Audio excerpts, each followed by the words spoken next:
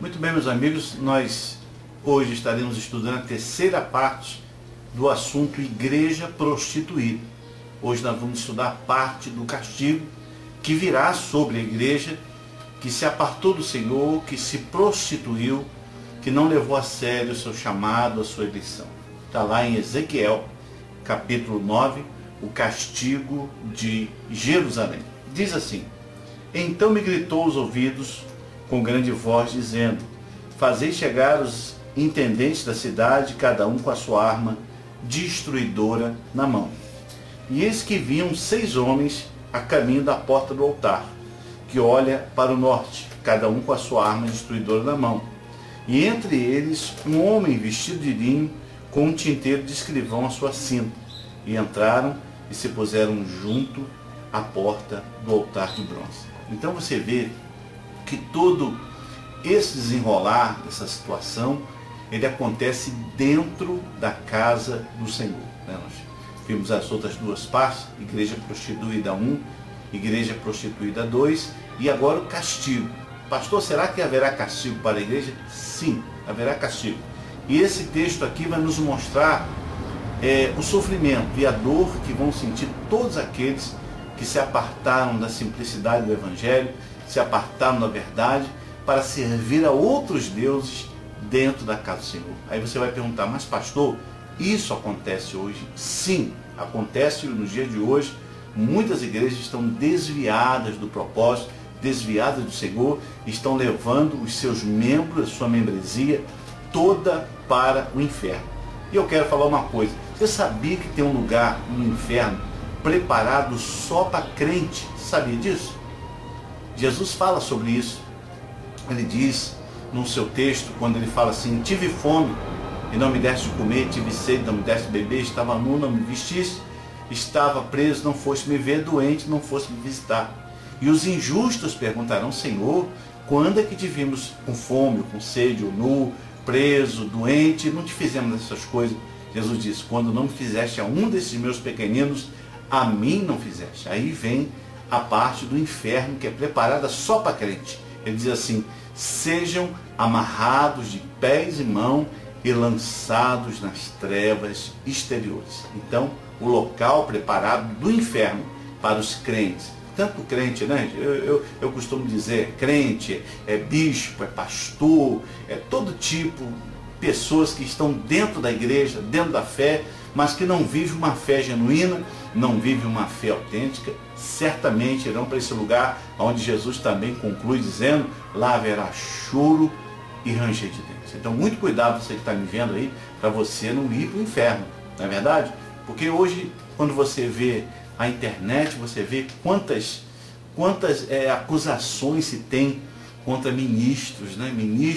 Ministros do Evangelho estão por aí. Você vê quanta coisa que nos dá até vergonha. Essa semana eu estava vendo sobre isso, olhando isso, e que vergonha me deu de ver tanta gente envolvida em falcatrua, em roubo, em engano, em mentira, enganando o povo e levando o povo para o inferno. Aí você vai fazer aquela seguinte pergunta: mas pastor, será que a pessoa que está numa igreja onde o seu ministro é assim, está indo para o inferno, será que os crentes também não? Claro que não. Jesus mesmo disse: se um cego guiar o outro, os dois cairão no buraco. Então não é só quem está guiando, não. Não é só o pastor, não é só o bispo, não é só o apóstolo que irá para o inferno, não. Irá o apóstolo, o bispo e o pastor, e também as ovelhas que ali estiverem sendo enganadas. Porque nós temos a revelação, nós temos a palavra. E ninguém pode dizer hoje em dia que não sabia. Todos nós temos a palavra de Deus, temos a Bíblia, que nos esclarece a respeito do reino, da vinda do Senhor Jesus, a respeito da salvação, a respeito da graça. Então ninguém pode dizer que não conhece. Na verdade, só enganado quem quer. Muito bem. E ele continua dizendo aqui em Ezequiel capítulo 9, que aqueles homens vinham para cumprir o quê? O castigo de Deus. Mas entre eles havia uma figura interessante, que era um homem vestido de linho branco e com um tinteiro de escrivão na mão. Vamos ver sobre esse homem. Vamos ler aqui. Diz assim a palavra. Versículo 3. E a glória do Deus de Israel se levantou do querubim sobre o qual estava, até a entrada da casa, e clamou ao homem vestido de linho, que tinha o tinteiro de escrivão na cinta. Então, outra coisa que a gente percebe é que na igreja prostituída 1 e 2, né, as duas gravações que nós fizemos anteriormente, você vê que eles faziam de tudo. Dentro da igreja tinha prostituição, dentro da igreja tinha maçonaria, dentro da igreja tinha bruxaria, dentro da igreja tinha feitiçaria, tudo que hoje continua acontecendo. Tudo que você vê os anteriores, você vai saber o que eu estou falando. Continua acontecendo a mesma coisa. Naquela época tinha, mas Deus não se movia do seu lugar, da sua posição. E às vezes a gente percebe isso, que a igreja, muitas das vezes, tem tanta coisa errada, comete tanto erro, o pastor só vive enrolado, enroscado, só vive em tramóia, trapaça, mentira, mas você continua vendo milagres acontecer, continua vendo pessoas sendo libertas, sendo curadas, sendo abençoadas. Mas como é que isso acontece? Porque Deus está lá, porque Deus não se retira do seu santuário. Deus só vai sair da sua posição quando chegar esse momento, o momento do castigo. Aí você vê que Deus, ele se retira dos querubins, ele sai de cima das asas do querubim e vai então para a porta. Aí é o único momento em que Deus se move de posição. Ele sai do santo do santo, né, da sua posição ali, e se coloca à porta do templo, para que se cumpra o que? O castigo. Vamos ver que coisa interessante. Ezequiel capítulo 9, versículo de número 4. E disse-lhe o Senhor, disse ao escrivão, né, aquele anjo que tinha uma veste branca e que tinha um tinteiro de escrever. Ele disse assim, disse-lhe o Senhor, passai pelo meio da cidade de Jerusalém e marcai com um sinal a testa dos homens que suspiram e que gemem por causa de todas as abominações que se cometem no meio dela. Interessante a gente observar isso, que Deus, ele vai poupar, quando ele fala de Jerusalém, né? Jerusalém é o povo de Deus, é a cidade do grande rei, Jerusalém, a cidade do grande rei, a casa do pão. Então quer dizer, quando ele diz que aquele escrivão deve procurar os homens que gemem e que choram por causa dos pecados. Abominação é pecado, por causa dos pecados que se cometem dentro do templo do Senhor, dentro da cidade de Deus. Então ele tinha que sair procurando os homens e fazendo um sinal na testa. Interessante isso, né? Marcar aqueles que são dele, não é verdade? Então veja bem, e Deus, ele tem esse hábito mesmo, marcar os que são dele. Então veja bem o que acontece aqui. E disse o Senhor, versículo 4, passai pelo meio da cidade, pelo meio de Jerusalém, e marcai com um sinal a testa dos homens que suspiram e que gemem por causa de todas as abominações que se cometem no meio dela. Talvez agora eu esteja falando com pessoas que, como eu sou um homem que geme, que chora por causa das abominações, por causa dos pecados, por causa das heresias, por causa das mentiras, né? Eu estava vendo essa semana, não sei mais preciso ontem, né? Sobre tanta coisa errada que a gente vê acontecendo. Você vai lá no YouTube que você vai ver, né? Tanta mentira, tanto engano, tanta coisa errada que a gente vê e a gente chora, a gente geme. E eu sou um que, sabe, não me conformo com essas coisas. Talvez eu esteja falando agora com alguém também que não se conforma, que não aceita.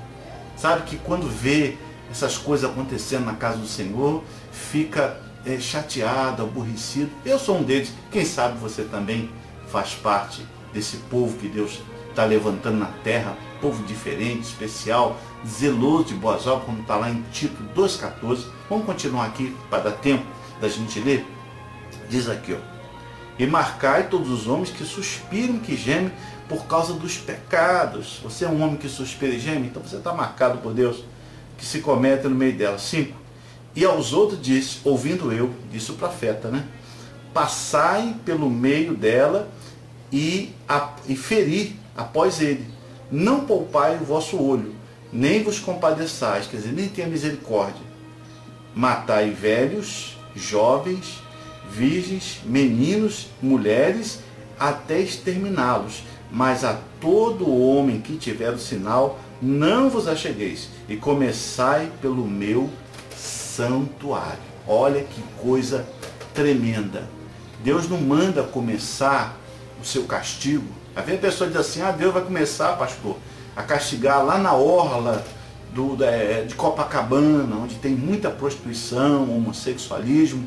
Não, querido. Também não vai começar pelos botequins, pelos prostíbulos. A punição de Deus, ela vai começar dentro da sua igreja. E para ser mais preciso, a partir do altar. Ele vai começar a punir os pastores, os ministros, aqueles que têm a responsabilidade de ensinar o povo a verdade. Serão esses os primeiros a pagarem um alto preço. Tem gente que está pensando que vai escapar da punição de Deus. Não vai, porque a punição começará do altar. Olha aqui o que diz a palavra. Não é verdade? Olha aqui, ó. E começai pelo meu santuário, pela igreja. O que é o santuário? A igreja. E começaram pelos homens mais velhos que estavam diante da casa. O que é isso? Pastores, bispos, apóstolos, pessoas que têm a responsabilidade de ensinar o povo a verdade, mas que não ensinam. Mentem, enganam, tiram proveito, enrolam as pessoas. Olha aqui, ó. E disse-lhes, contaminai a casa e enchei a casa de mortos. E saí, a casa de Deus. E saíram e feriram na cidade. E sucedeu, pois, que havendo eles ferido e ficando eu de resto, disse o profeta, caí sobre a minha face e clamei e disse, Senhor Jeová, dar-se-á acaso que destruas todo o restante de Israel, derramando a tua indignação sobre Jerusalém? Então o profeta ficou preocupado por ele mesmo, mas como a morte não o tinha alcançado, é porque ele era alguém marcado por Deus. Ezequiel era um homem fiel a Deus, alguém que Deus separou, alguém que Deus marcou. Então com ele não aconteceu nada, apesar que ele viu tanta gente morrendo, não é verdade? Porque na verdade a grande esmagadora maioria do povo que se diz povo de Deus não irá para o céu, irá para o inferno. Porque a Bíblia diz, muitos são chamados, mas poucos, diga comigo, poucos serão escolhidos. Não é para todo mundo. Muitos são chamados, poucos escolhidos. Diz aqui a palavra, presta atenção. Dar-se-á acaso que destruas o restante de Jerusalém, derramando tua indignação sobre nós? Então me disse, a maldade da casa de Israel e de Judá é grandíssima, e a terra se encheu de sangue, e a cidade de perversidade. E eles dizem, o Senhor deixou a terra, o Senhor não vê. Não é verdade?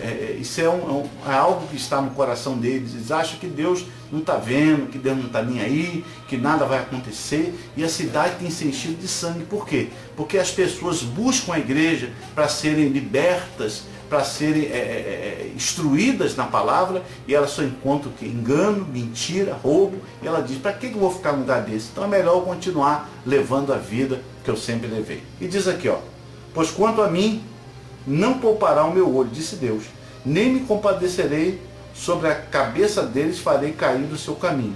E eis que o homem que estava vestido de linho, a cuja cinta estava o tinteiro, tornou com a resposta dizendo, fiz como mandaste. Então, queridos, o inferno não é só para o pessoal da outra religião, das outras religiões. O inferno é principalmente para aqueles que estão na casa de Deus, agindo com engano, com mentira, com perversidade. Deus também vai cobrar principalmente, né? Vai começar do altar a cobrar esses que estão, tá bom? Que Deus te abençoe.